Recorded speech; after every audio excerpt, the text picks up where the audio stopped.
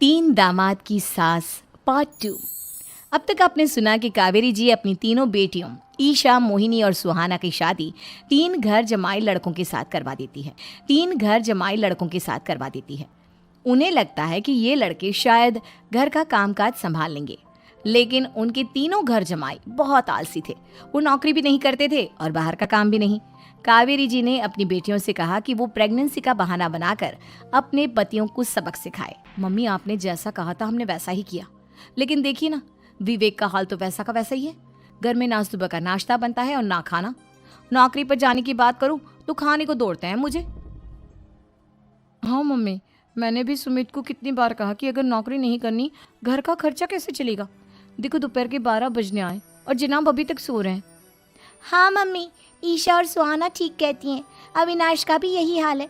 जब मैंने अपनी प्रेगनेंसी के बारे में कहा तो मुझसे कहने लगा, अरे दूसरी लड़कियां तो 9-9 महीने तक नौकरी करती है, बस डिलीवरी के टाइम छुट्टी लेती है। मोहिनी, तुम भी नौकरी करो। अब मुझे कहाँ नौकरी मिलेगी। हे भगवान, क्या सोचकर घर जमाई दामाद लाई थी मैं कि मेरी बेटियां मेरे पास रहेंगी और खुश रहेंगी। लेकिन इन आलसी दामादों ने तो हमारी जिंदगी को भी प्रॉब्लम में डाल दिया है। मैं तो कहती हूँ मम्मी, हम लोग वापस अपनी जॉब पर जाना शुरू कर देते हैं। बता देते हैं इन लोगों को कि हमने प्रेगनेंसी का बहाना किया है। नहीं नहीं बेटा, ऐसी गलती भी मत करना। अगर तुमने ऐसा किया तो इन तीनों की आदत और खराब हो जाएगी, तब वापस यही प्रॉब्लम आएगी। तब क्या करोगी तुम तीनों? हाँ मम्मी, आपकी बात तो बिल्कुल सही है। इन लोगों को तो सुधारना ही पड़ेगा। पैसे कमाने के लिए घर से बाहर निकलना ही नहीं चाहते ये तीनों। अब मेरे दिमाग में एक प्लान आया है। तुम तीनों चिंता मत करो, उन तीनों को बुलाओ, फिर मैं बात करती हूँ। कावेरी जी अपने तीनों दामादों को सामने बुलाकर अपनी बात कहना शुरू करती हैं। अविनाश, सुमित और विवेक, देखो बेटा, मैं ना तुम तीनों से बड़ा प्यार करती हूँ, इसीलिए तो तुम्हें घर जमाई बना कर रखा है मैंने। अरे मम्मी जी, सीधे सीधे कहिए ना, क्या बात है? प्यार तो हम भी आपको बहुत करते हैं। अरे मम्मी जी, आपकी इज्जत भी बहुत करते हैं। अरे भाई, आपके जैसी सास और कमाने वाली बीवी सबको मिलती है क्या? हाँ मम्मी, विवेक और सुमित ठीक कह रहे हैं। आपकी बेटी से शादी करके मेरी तो जिंदगी ही अच्छी हो गई है। जानती हूँ मैं, और ये भी जानती हूँ कि तुम तीनों अपने अपनी बीवियों से बहुत प्यार करते हो। बेटा, बात ऐसी है कि हमारे कुल गुरु ने कहा है कि प्रेग्नेंट होने के बाद मेरी तीनों बेटियां शुरू के 4 महीने हमारे गांव में जाकर रहेगी, जहां मेरे चाचा जी रहते हैं। अरे लेकिन क्यों मम्मी? वो क्या है ना बेटा, हमारे परिवार को एक श्राप है। अगर मेरी बेटियों ने यहाँ पर बच्चा पैदा करने की कोशिश की तो उनके बच्चों को कुछ भी हो सकता है। इसलिए अब से लेकर 4 महीने पूरे होने तक इन्हें गाँव वाले घर में रहना पड़ेगा। हाँ, तो इसमें प्रॉब्लम रहेंगे, पिकनिक मनाएंगे। हम क्या है मम्मी जी, हम भी वहाँ जाकर। अरे भाई, बीवी जहाँ हम भी वहाँ। हाँ यार, आइडिया तो बहुत अच्छा है। शहर की ज़िंदगी में रह रहकर परेशान हो चुके हैं, अब कुछ दिन गांव में बिताएंगे। तुम लोग समझने की कोशिश क्यों नहीं करते? तुम में से कोई भी वहाँ नहीं जा सकता, और मैं यहाँ रहूँगी ना तुम तीनों के साथ। 4 महीने की तो बात है, उसके बाद ये तीनों ही लौट कर आ जाएंगी। ठीक है मम्मी जी, अब हमारे बच्चों का सवाल है तो ये तो करना ही पड़ेगा। कावेरी अपनी तीनों बेटियों को कुछ दिन के लिए घर से बाहर कहीं दूसरे शहर में रहने के लिए भेज देती है। कुछ दिनों के बाद, अरे मम्मी जी, बहुत दिन से पिज्ज़ा नहीं खाया, मंगवाइए ना।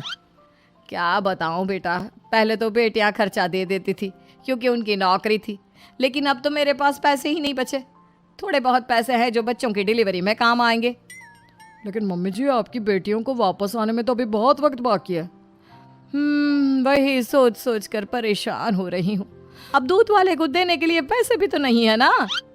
अरे नहीं नहीं मम्मी जी, अगर दूध भी बंद करवा दोगी तो मुझे चाय कहाँ से मिलेगी, और चाय के बिना मैं तो मर ही जाऊंगा।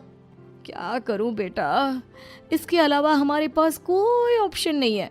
मेरे पास पैसे ही नहीं बचे। इस तरह कावेरी जी धीरे धीरे अपने तीनों दामादों को पैसे देना बंद कर देती हैं और घर में खाने पीने की चीज़ें लाना भी बंद कर देती है। अब वो तीनों बुरी तरह से परेशान होने लगे थे, और इसलिए एक दिन तीनों प्लान करके घर से बाहर निकलते हैं। और बाजार में जाने के बाद, हमारी बीवियों के जाने के बाद तो हमारी हालत भिखारियों जैसी हो गई है यार। कुछ भी हो, मुझे तो आज पिज्ज़ा खाना ही खाना है। जेब में 1 रुपया नहीं है और पिज्ज़ा खाएगा, कहाँ से आएंगे पैसे? अरे देख, वहाँ सामने बोर्ड पर क्या लिखा हुआ है, कंप्यूटर पर काम करने के लिए एक आदमी की आवश्यकता है। भाई मैं तो जा रहा हूँ, काम करूँगा और शाम तक पैसे लाकर आराम से पिज्ज़ा खाऊंगा।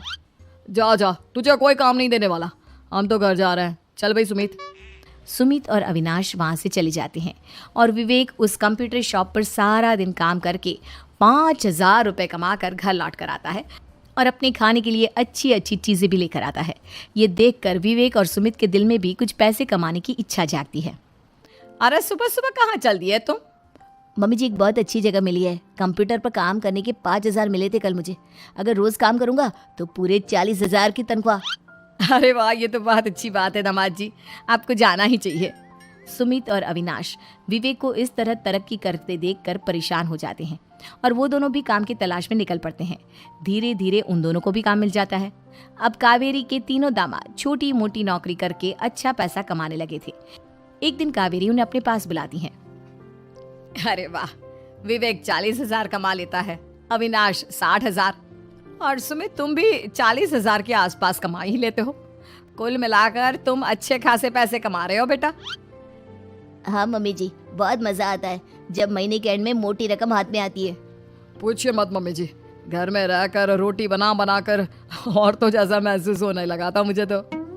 हाँ बेटा, तुम तीनों की बात तो बिल्कुल ठीक है। और जानते हो, अब तुम तीनों की पत्नियां भी वापस लौट कर आने वाली है। लेकिन मम्मी जी, अभी तो उन्हें गए सिर्फ 2 महीने हुए हैं। आपने तो कहा था वो 4 महीने के बाद लौट कर आएंगी।